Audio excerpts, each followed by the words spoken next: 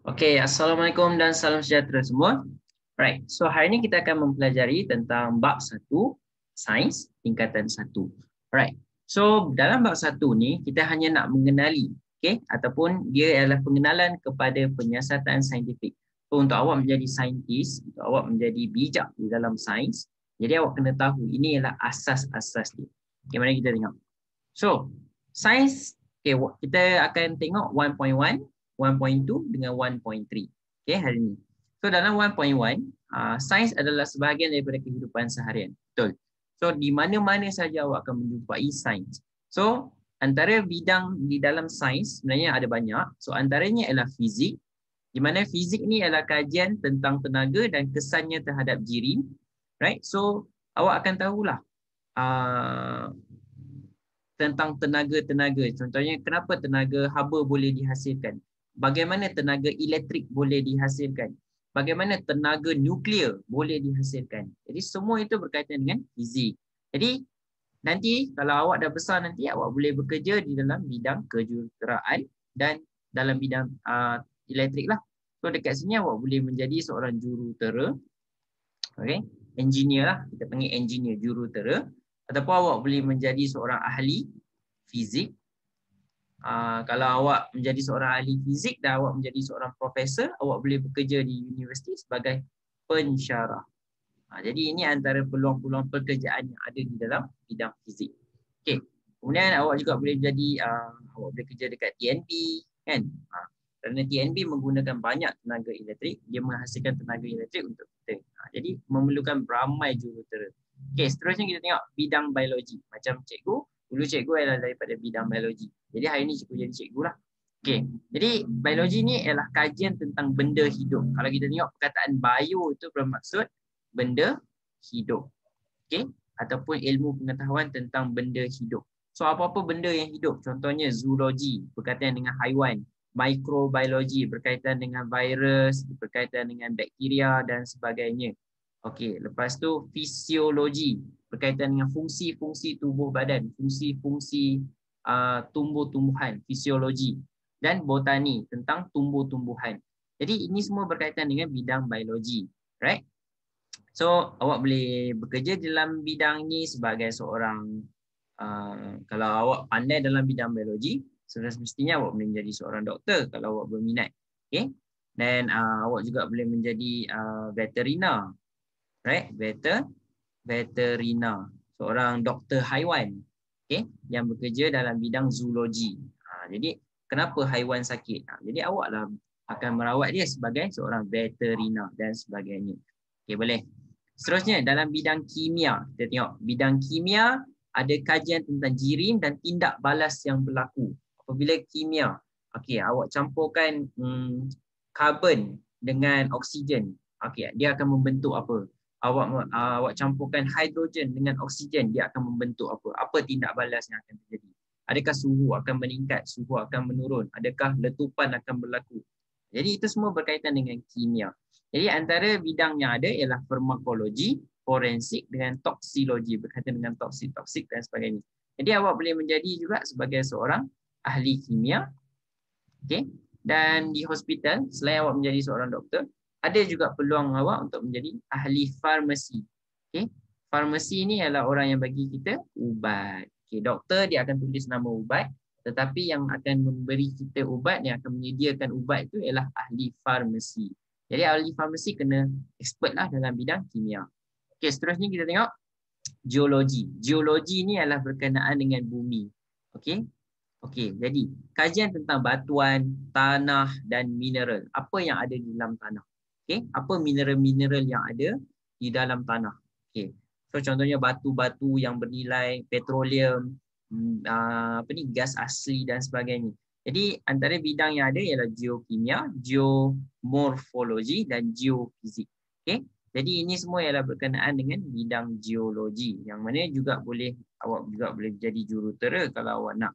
Okay? Sebab jurutera ni dia akan menggali tanah untuk buat pembinaan dan sebagainya, memerlukan awak expert dalam bidang geologi. Okay, kemudian astronomi, kajian tentang planet, bintang dan objek lain dalam alam semesta.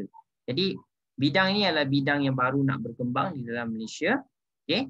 So contohnya kita baru sahaja ada seorang bukanlah ahli astronomi, ada seorang sahaja angkasawan Malaysia yang pernah sampai di kita panggil international ISS lah, kita panggil International Space Station, okay, yang berada di luar bumi lah. Okay. So bidang ni adalah bidang yang patut kita terokai kerana kita boleh tahu apa yang ada selain daripada bumi, di luar bumi, planet-planet lain dan sebagainya. Kemudian bidang meteorologi, kajian tentang perubahan cuaca dengan iklim. Okay, jadi contohnya awak nak jadi pakar ahli kaji cuaca. So awak boleh bekerja awak kena mahir dalam bidang meteorologi, kaji cuaca dan sebagainya. Okay, so itu antara sebenarnya banyak lagi sebenarnya bidang sains ni, tapi ini antara yang main, okay, yang utama. Okay, so next kita pergi kepada 1.2. 1.2 ialah berkenaan dengan makmal sains kita. Okay, so antara simbol-simbol amaran yang ada yang awak kena tahu bila awak masuk ke dalam makmal ni boleh menjadi sangat seronok dan boleh menjadi sangat-sangat bahaya jika kita tidak menjaga. Okay, jadi kita kena tahu ada 6 simbol amaran yang kita wajib tahu. Yang pertama ialah bahan merangsa. Bahan merangsa ini ialah yang boleh menghasilkan bahan-bahan yang boleh menghasilkan wap, okay, wap, gas dan ataupun wasap yang dapat memedihkan mata, hidung dan tekak. Jadi kita janganlah pergi hidu, suka-suka hati bau bahan kimia, suka-suka hati pergi bau, jangan, bahaya. Jadi kadang-kadang ada bahan kimia yang mereka gunakan, mereka akan buat di dalam kebok asap. Contohnya mereka nak bakar bahan kimia tu, bahan kimia itu akan menghasilkan banyak wap. Jadi wap itu ataupun gas itu mereka akan letak di dalam kebok asap. Ini ialah kebok asap. Jadi dia lebih selamat kerana apa-apa udah gas yang dihasilkan akan disedut ke atas. Jadi dia tak akan keluarlah untuk kita bau dan sebagainya. Jadi kita selamat. Okey, kemudian kita tengok pula bahan radioaktif. Bahan radioaktif ialah yang boleh mengeluarkan sinaran radioaktif yang mana boleh menyebabkan kanser. Contoh bahan yang ada ialah uranium dengan plutonium. Dua bahan ini sangat-sangat bahaya dan boleh mengeluarkan radioaktif. Dia boleh mengeluarkan gelombang yang sangat-sangat kuat yang mana boleh menyebabkan kulit kita boleh berubah struktur dia dan menyebabkan kita boleh ada kanser, di mana kulit kita akan tumbuh ataupun sel-sel kita akan membiak dengan cepat dan menyebabkan kita ada ketulan yang kita panggil sebagai kanser. Jadi bahaya. Okay. Next ialah bahan mengakis. Okay. Bahan kimia ni bersifat mengakis. Mengakis ni maksudnya dia boleh menghakis kulit kita, dia boleh merosakkan kulit kita. Okay, jadi jangan sentuh kerana dia boleh melecurkan kulit. So contohnya ini, gambar ni cikgu tunjuk. Ini ialah gambar tangan yang telah melecur akibat daripada memegang asid dan sebagainya. So contohnya ialah asid dengan alkali pekat. So asid hidroklorik, okay, asid sulfurik. Ini semua asid-asid yang sangat-sangat bahaya yang mana kita jangan sentuh dengan tangan kosong. Okay, tak boleh tersentuh. Kalau terkena, cepat-cepat cuci dengan air yang banyak. Okay, next ialah bahan beracun seperti toksik. Jadi bahan beracun ni kita janganlah pergi minum, makan, okay, dan hidu dan merasa, jangan. So contohnya ialah merkuri dengan klorin. So ini adalah bahan-bahan yang beracun. Kalau ada muka tengkorak tu maksudnya awak boleh mati, boleh membawa mati bahan beracun. Okay, next kita tengok bahan ni dia mudah meletup. So bahan kimia yang mudah meletup antaranya ialah gas hidrogen, gas butana. Okay, dia boleh menghasilkan letupan yang sangat kuat. Okay, next ialah bahan yang mudah mengewap dan terbakar. Jadi ada simbol api. So simbol api ni maksudnya bahan itu mudah terbakar. Jadi awak kena jauhkan, jangan duduk dekat-dekat dan jangan ada sumber-sumber api. Awak pergi letak lighter dekat-dekat. Boleh menyebabkan letupan, boleh menyebabkan kebakaran. So contohnya ialah alkohol, petrol, cat, okay, dan sebagainya lah, bahan-bahan yang mudah tersambar. So ini antara simbol-simbol yang awak wajib tahu. Okay, bahan merengsa X, radioaktif dia ada macam 3 ni. Bahan mengakis nampak dia ada bahan macam kimia, okay, yang dituang ke tangan. Kemudian bahan beracun ni ada simbol tengkorak iaitu simbol mati. Dan ada bahan mudah meletup dan bahan mudah terbakar. Boleh? Okay, next kita pergi kepada 1.3, kuantiti fizik dan unitnya. So, kuantiti fizik ini ada 5. Okey, apa itu kuantiti fizik? Kuantiti ialah sifat fizikal yang boleh kita hitung, boleh dihitung dan boleh diukur dan dikira. Okey, itu ialah kuantiti fizik. Jadi bilangan-bilangan yang kita boleh kira. Okey, kecantikan, adakah kecantikan kuantiti fizik? Tak. Okey, adakah kepandaian kuantiti fizik? Kita tak boleh ukur kepandaian orang, kita tak boleh ukur kecantikan orang. Tapi benda-benda yang kita boleh ukur ini kita panggil sebagai kuantiti fizik. Contoh ada 5. Yang pertama sekali ialah panjang. Panjang ialah kuantiti fizik dan diukur dengan unit standard international SI. Unit dia ialah meter. Okey, diukur dalam unit meter.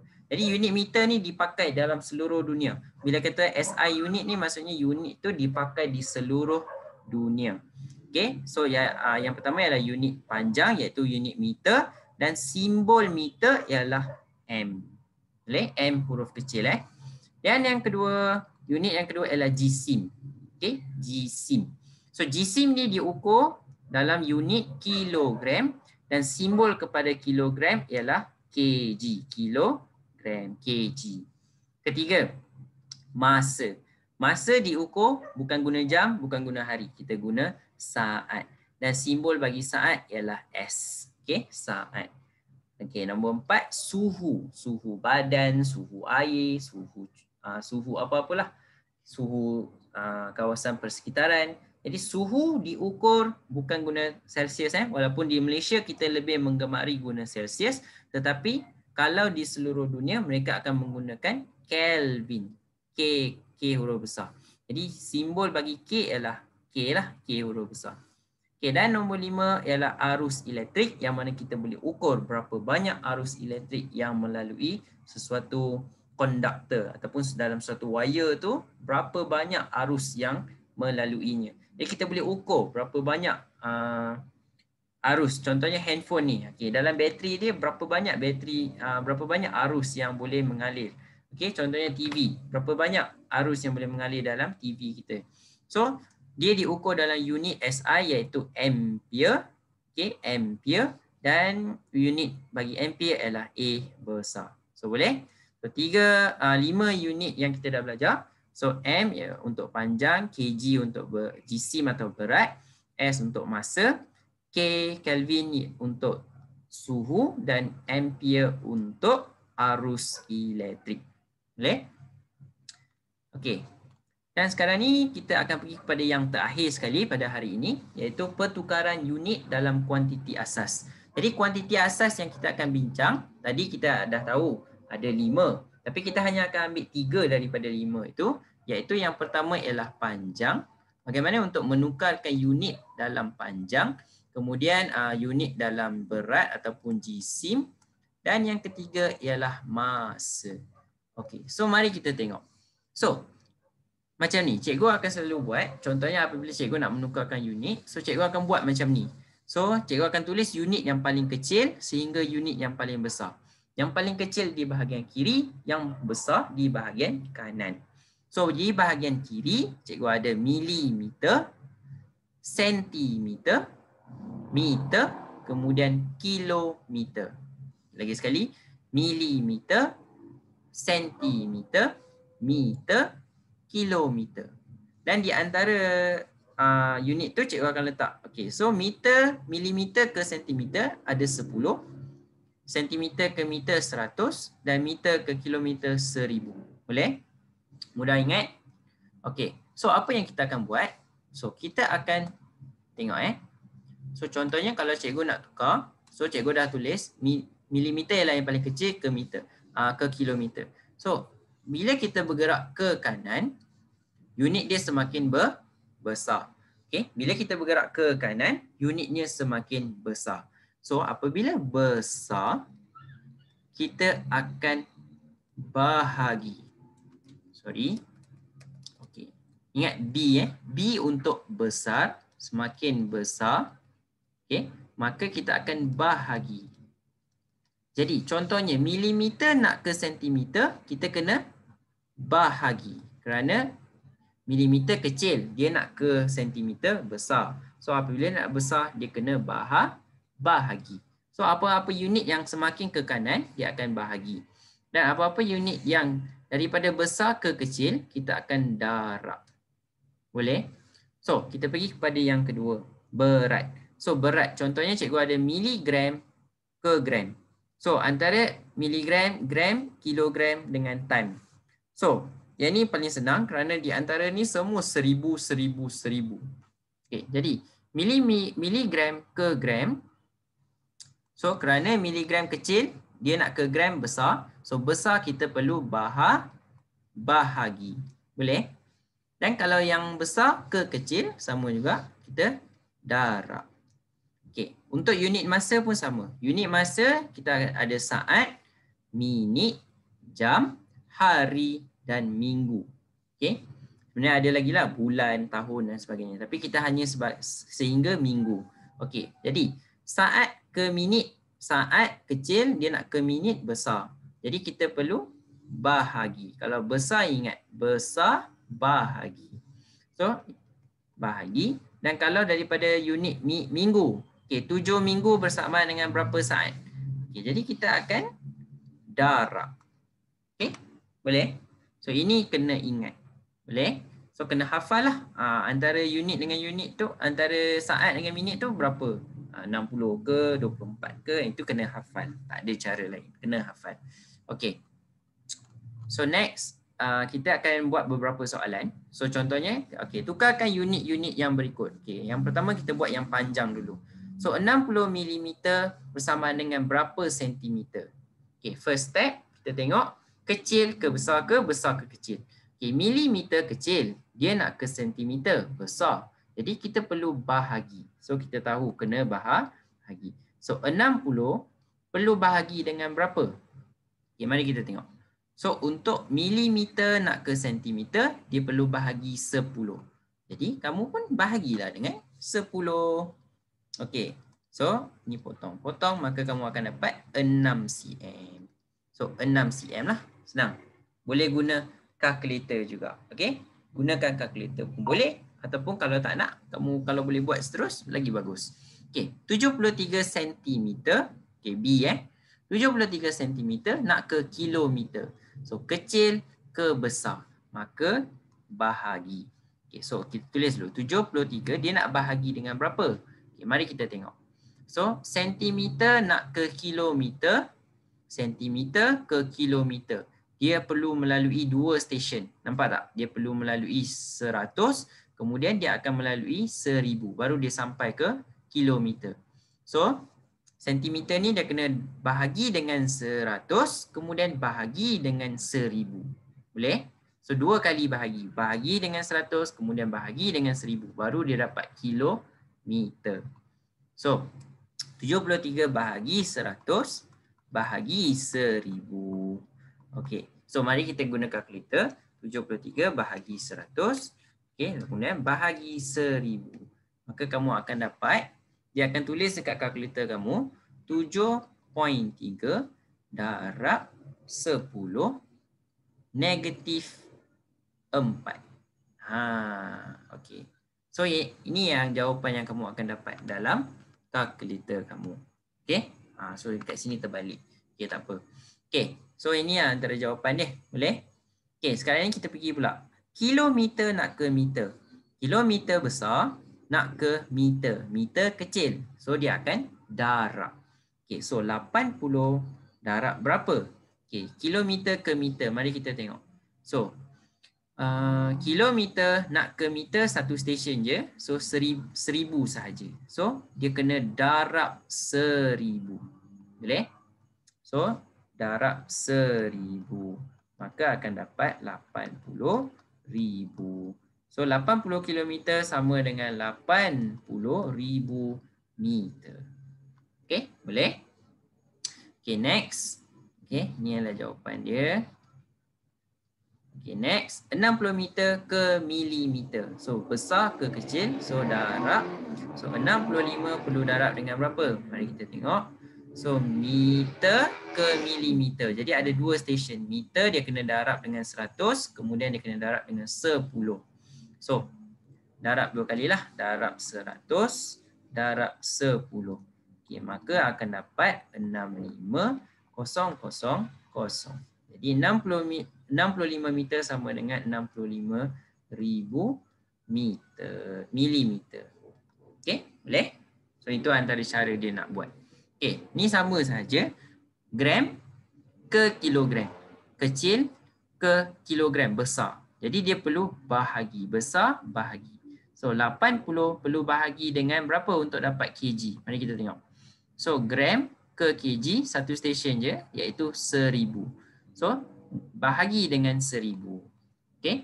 So bahagi dengan 1000 maka akan dapat, potong-potong. So 8, mari kita tengok. Okey, 80 bahagi 1000. Okey, kamu akan dapat 0,08. Okey. So ini adalah jawapan ni, 0,08 kilogram. Okey. Alright. Next, 715 miligram bersama dengan berapa kg? So miligram kecil ke besar, so perlu bahagi. So 715 dia perlu bahagi dengan berapa? Mari kita tengok miligram ke kg. So miligram nak ke kg ada 2 stesen, iaitu dia kena bahagi 1000, kemudian bahagi lagi 1000. Okey, baru dia sampai kg. Okey. So bahagi 1000 bahagi 1000. Maka kamu akan dapat jawapan kamu 715 bahagi 1000 bahagi 1000. Okey, kamu akan dapat jawapan 7.15. Okey, jawapan dekat kalkulator dia akan tulis macam ni tau. 7.15, kemudian dia ada macam darab 10, kemudian dekat atas negatif 0.4. Jadi yang kamu perlu tulis, kamu perlu salin balik 7.15. Yang ni darab 10 ni kamu salin balik darab 10. Negatif kosong ni tak perlu. Sebab kosong ada di depan tak perlu. Kalau dia dekat belakang perlulah dia jadi 40. Kalau kat depan tak perlu. Depan ni maksudnya dia ni adalah 4. So negatif 4 sahaja. So itu adalah jawapan kita. So 7.15 darab 10 negatif 4. Boleh? Okay, next 25 tan. Tan nak ke gram. Oh, ni besar. Tan nak ke gram. Jadi tan besar ke kecil. So kalau besar ke kecil, kita darab. Okay, so 25 kita tengok dia kena darab berapa kali. Okay. So tan nak ke gram. Okey, tan nak ke gram dia ada 2 stesen. Satu ialah 1000, kemudian bahagi lagi 1000. Betul? Okey, so ada 2 kali lah. Okey, so dia akan darab 1000, kemudian darab 1000 lagi. Okey, so jawapan dia ialah 25 darab 1000 darab 1000. So kamu akan dapat banyak kosong ni. 25, ada 6 kosong dekat belakang. 1, 2, 3, 4, 5, 6. Okay, boleh? Okay, next. 215 tan nak ke kg. Okay, so 215. Kalau tan nak ke kg, dia darab. Kan? Sebab tan besar, kecil. So, darab 1000 sahaja. So, jawapannya 215,000. Settle. Alright. Nah, ni kita tengok soalan ni. Manakah antara berikut adalah unit yang terkecil? Okay. So, 250 tan. Ini gram. Ni miligram. Ni kg. Okay. Kita perlu tukarkan antara A, B, C, D tu. Semua kita tukarkan kepada satu unit yang sama. So, cikgu akan pilih. Semua kita tukarkan kepada kg. Boleh? Semua unit kita tukarkan kepada kg. Jadi baru senang kita nak bandingkan. Bila semua unit dah sama, baru boleh bandingkan. Kamu boleh pilih nak tukar kepada semua tan ke, nak tukar semua kepada gram, tak ada masalah. Tapi kena tukar semua kepada satu unit yang sama. Okay, so tan ni mari kita tukar dulu. So A, okay, 250 tan. Okay, mari kita buat kat sini. Kita buat kat sini. So 250 tan nak tukar kepada kg. So tan kepada kg, besar kepada kecil. So besar kepada kecil darab. So 250 darab dengan tan kg darab dengan 1000. Okay, so akan dapat 250,000 kg. Boleh? Okay, mari kita tengok B pula. B. B 25000 miligram. Kita nak tukar kepada kg. So kecil kepada besar, betul? So miligram. Okey. Mana ni? Miligram ke kg. Okey, miligram ke kg dia ada dua. Dia kena bahagi 1000 kemudian bahagi lagi 1000. Okey. So kena bahagi dua kali lah. Okey, so kita cikgu tak tulis Okey, so cikgu terus buat. Dia bahagi dengan 1000, kemudian bahagi dengan 1000 lagi. Okey, dia akan dapat jawapan dia 0.025 kg. Right? 0.025 kg. Okey, C. 2500 gram. Okey, gram tukar kepada kg. So gram kepada kg, gram kecil kepada besar, so besar bahagi. So gram ke kecil ke besar bahagi. So kena bahagi berapa? Bahagi 1000. So 25000 bahagi dengan 1000, kamu akan dapat 25 kg. Okey, 25 kg. Dan D dah memang sedia maklum lah, dia memang dah dalam kg.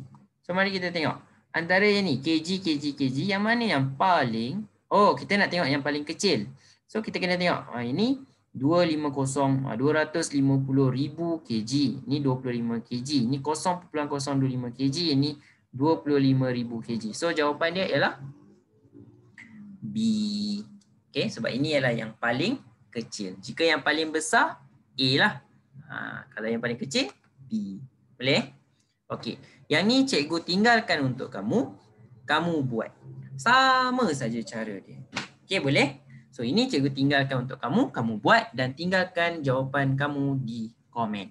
Okey, kamu boleh komen di dalam YouTube cikgu. Dan cikgu akan tengok jawapan kamu betul ke tak betul. Okey, so itu sahaja. Sekian untuk kita punya 1.1, 1.2, 1.3 dalam topik kita iaitu pengenalan kepada penyiasatan saintifik. Okay, bye-bye.